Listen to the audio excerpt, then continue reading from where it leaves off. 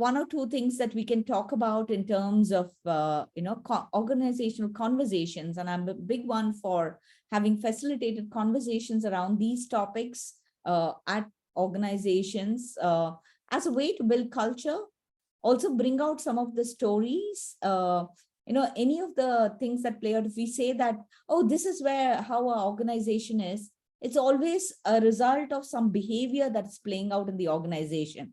So if you dig deeper, there's a story behind it.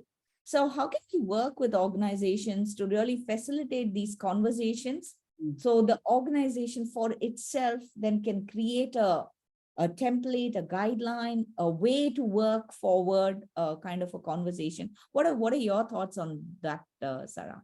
I love that. I think that conversations and getting that information, finding out what employees want and need, so that companies can respond to them, right? Without getting to these stories, without getting to, understanding what these biases are, without understanding where these stories started, and without, it will be really difficult to move forward and figure out what it is, how you can support them. So I think that is super important. I think that's such a great point in terms of moving forward. I also think that figuring out how, again, to respond to those needs, helping them feel valued and respected, and whether that is part of, creating that, again, that psychological safety so that they feel comfortable asking, they feel comfortable being able to state it, to be able to talk about, their stories and, why they feel this way, creating that sort of atmosphere and culture, I think is also really important.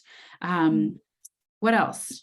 What else? I think, at the risk of a gentle plug, this is some of the work that we do with organizations, right?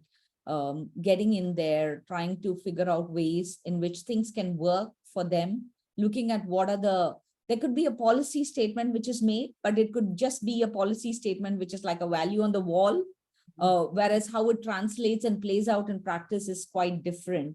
So really digging deeper at looking at, like you said, some of the unconscious biases that are playing out for men and women. I think it hits everybody and other genders and everybody. It hits. I think some of these biases hit until they hit, we are not aware of it. But once we have the awareness, how are we moving it to action? Yeah. What is it that we can? So I really like organizations, and some of the places where I've seen a lot of change is when I've worked with organization and the organization has invested top management involvement in it, on having these discussions and conversations, and seeing and creating a way forward map for themselves, a roadmap where they are taking conscious action on some of these issues which are becoming aware. Yeah. Yes, I completely agree with that. It's, it's not enough to know that you have a problem, but it's enough, that you need to have the action to figure out how to solve it, how to address it, how to work forward and start to make that change. Even if it's small steps at a time, it's still worth it to be making that change, to acknowledge that there is a problem and that, that there's steps to be taken to work forward and make it better for your employees, especially if you want to retain and engage them. Yeah, absolutely.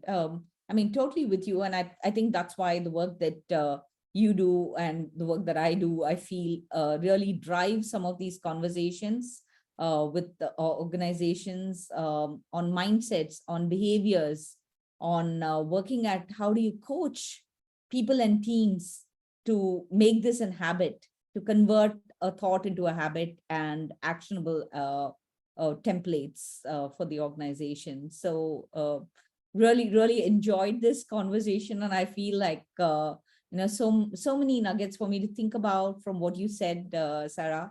I look forward to continuing this discussion and taking it forward. Me too. And thanks everyone for being here and listening today. Thank you. Thank you so much.